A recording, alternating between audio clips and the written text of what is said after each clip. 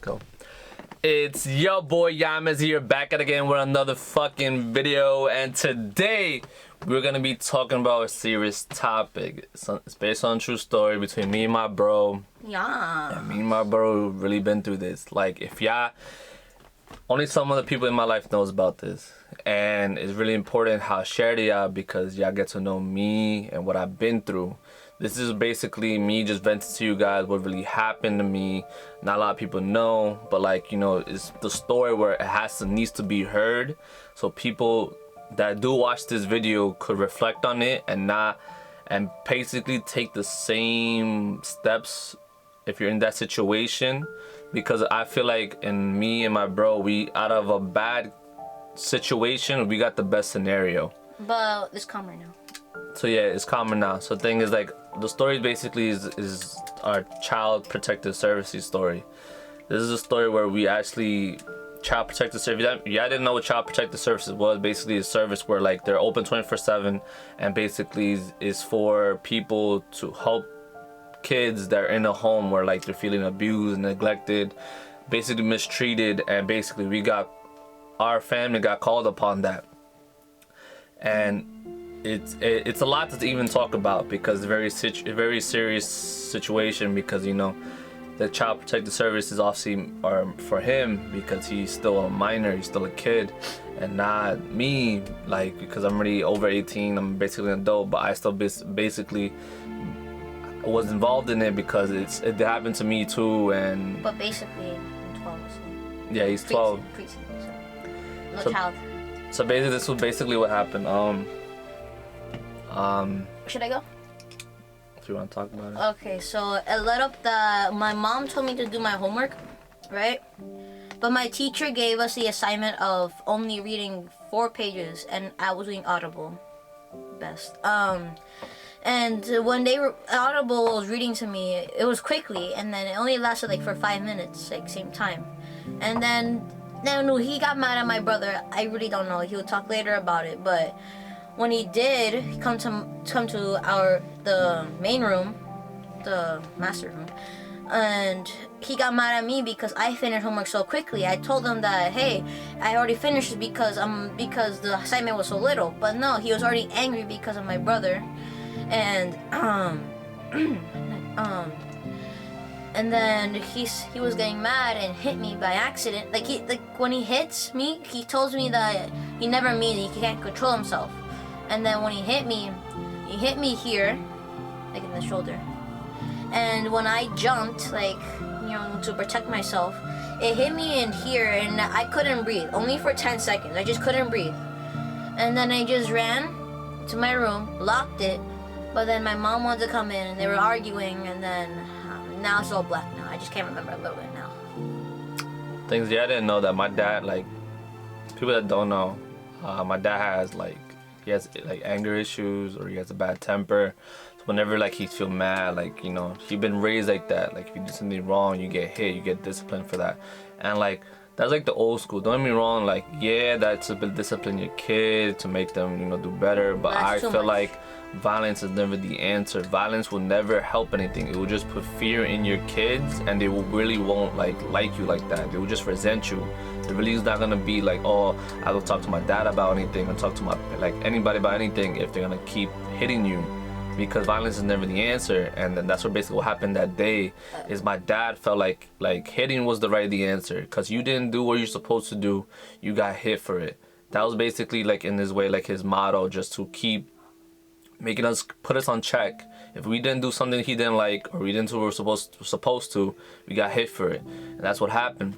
And basically after he got hit, my dad came to me. So prior to that same day, my dad was tight at me because supposedly that same day, my iPad, my computer broke, my laptop broke. Rip. And basically no one knew. I told him like, yo, I didn't know how it broke. I didn't know. I really didn't. I woke up, it was broken. The screen was shattered. But thing is, like, he doesn't really believe me. He just says, yo, like, how can your laptop just broke? I don't know. someone had us like dropped her or something. Cause we had family over that day. We had family over, and supposedly no one knew, and he didn't like the answer. So after basically he was like tied at him, and after that situation, he came straight after me, telling, "Oh, like you never do this. How can you just break something that you didn't pay for?" And he basically got my phone and he hit me with my own phone. Like he basically got my phone and threw it at me and left like a big mark here. And after that, like I was done. My dad always been like, yo, like he always hit basically just to set discipline, and that's how I've been raised. Like I've been scared of my father. Like I've been scared just to tell him things, because like it really is emotional just even talking about this. But like I love my dad, but like the thing is, like I never loved the fact that he hit me when I was growing up. So after he hit me, I'm already 20 years old, you're still hitting me. So after that, like I ran from my house. I dipped. I just couldn't stay in my home anymore. I just couldn't really be there anymore, because I'm 20 years old. I even told my mom, like, if he hits me one more time, I'm not gonna stay here. I'm really not. I just can't. I left. Yeah, and I kind of regret it too, because like a lot of other things happened after that. And also, like, you know, yeah, I left my brother and my mom like alone with my dad, but you know, I had to do that for me because I just couldn't be in the house anymore. And how you call my aunt followed me when I was leaving the house, and she asked me if I was okay, if I was good. So I stayed at Jose's house basically the whole time there. And my brother and my mom was still in the house just dealing with the issues. So this is where it gets more intense, the story. Even though that's what happened, this is where we're gonna really get tested on basically on our actions. So basically one day, 2 days later after the incident, basically, no, that's the day when it happened. Oh yeah. So 2 days after the day when it happened, my dad gets a call in the middle of the night, and basically saying they're Child Protective Services, and Child Protective Services come in the middle of the night, basically 2 o'clock in the morning, and they basically just say like, yo, like we're outside, are you home? And my dad just thought it was one of those random calls, but nah, it was the real deal. They came and they legit said that, hey, this Child Protective Services, we got a report that you've been abusing your kid. So they just came in, and they came in like 2 o'clock in the morning. So it was like a rush. Like they just came in.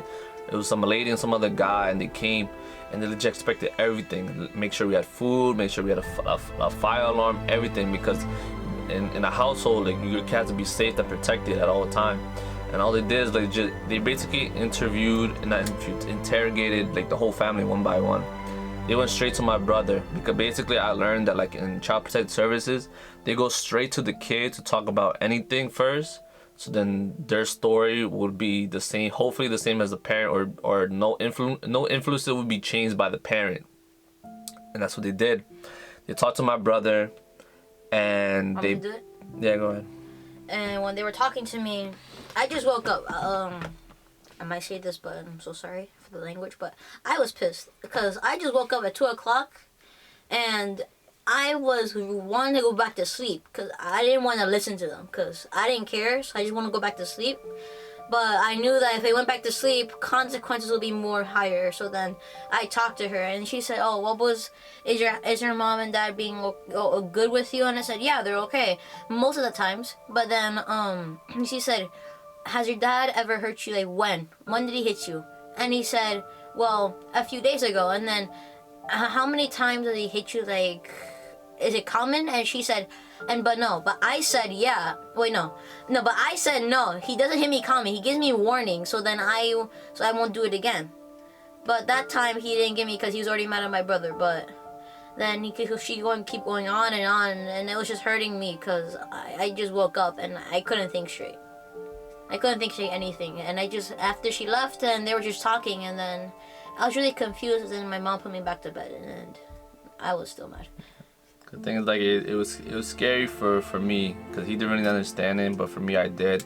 Like, it was scary for me because, like, I know what Child Protective is, and basically, like, they could legit take your kid away, and basically they even said it. They integrated all of us, and they basically at the end I told them what happened to me. They really didn't do much because like I'm not a child anymore. So they're like, okay, they just don't know what happened. But with my dad, they legit told him like, yo, like there's a possibility they could take my brother away, and there's a possibility that my dad could have went to jail.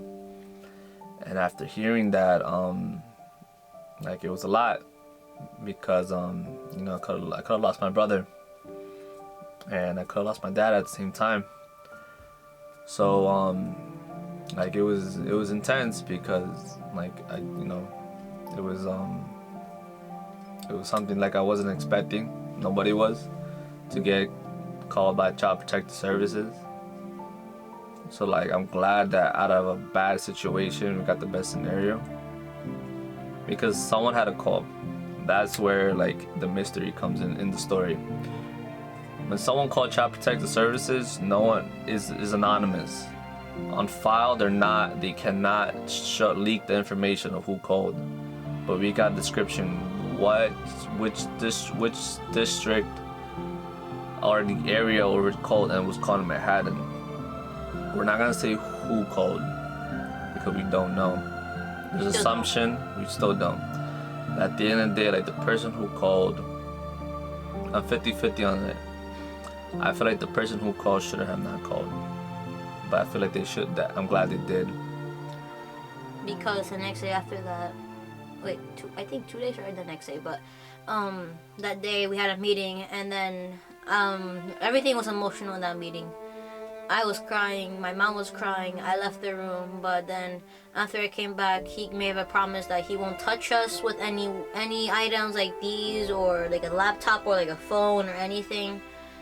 He said that he won't hit you with a belt. He will even touch us, but he will hit us, but not as before, but as like more calmer than before. Like he'll show like more common sense than he did last time, because before I thought he didn't have any, because when he gets angry, he just went in a rampage. And for me, when I saw him like that, I thought he just lost his common sense and just like went berserk on us. Yeah,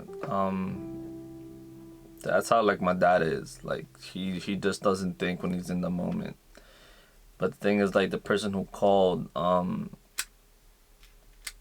like you shouldn't have called. If they do watch this video, you shouldn't, because I feel like you're not obligated to make that decision. And you never told us. You never even told the family. No, not even us. That's not even us. This will be the family, like my mom. But thing is, like, I'm glad you did, because I feel like it made my dad kind of realize, every other any other parent. No, but it's just my dad. Any other parent that watched this, it's never right to hit your kid, because one day, like you could just by accidentally hit your kid to the point where like he actually really gets injured, and Child Protective gets called, and your kid is taken away, and then you possibly go to jail for that. Or maybe you might hit your kid to the point that they can actually die. Yeah, something like that. So like, it's never good to ever hit your kid. I'm 100% against that. I will never hit my kid ever in my life. And also like another thing, where something that could have happened, like after my dad hit me, I could have fought back. I could hit him back. But thing is, like, that would just make the situation worse. So I even told my dad, like, I will never hit you, like, no matter what, because he's my dad. And like, violence is never the answer. I just feel like communication is always key to any situation like that. And to the person that did call, thank you. But at the same time, no thank you, because we didn't need that. But at the same time, we did. It's weird because, like, I just hate the fact that something, like, people change by going, not in the weird, no, not in a good way. It's basically people change where it has to be the most extreme scenario where it has to really hit the fan, then you would change. Like, it really had to be called by Child Protective Services to really see my dad change. And I wish it wasn't like that, but it did. So that's what I'm saying, like, a thank you for that. But at the same time, no thank you. Simple as that. And then now it's basically because now after that incident, my other family were divided. My parents doesn't want to do anything with my other family. That is fine. I feel like for the reasons that they have. I respect their decisions, and I love both my families, from my main and my other side, from my mom's side.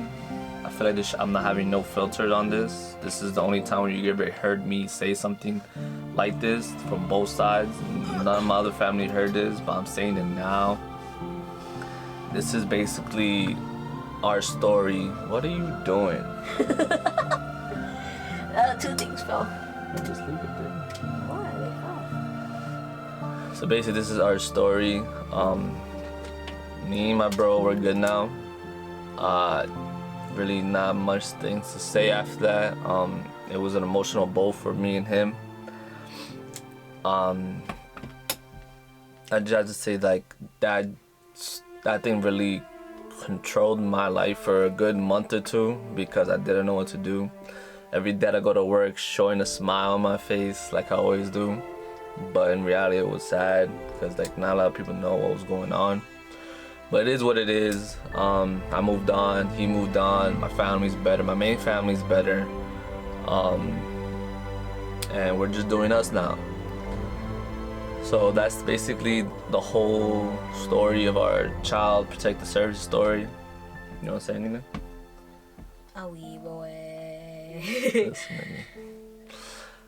So that's been our story. If you liked us, like me, to talk more about me, what I've been through, 'cause I've been through a lot. Like, this is one of them. And if you want to hear more about this, Like and subscribe. no, hold on, check that. If you want to hear more stories about me, like the video, comment, share, and it's been your boy Yamis. I'll catch y'all later. One more thing. If you dislike this video, you'll get this haircut and you will regret it. You will regret it. And that's the end of the video. Alright, bye.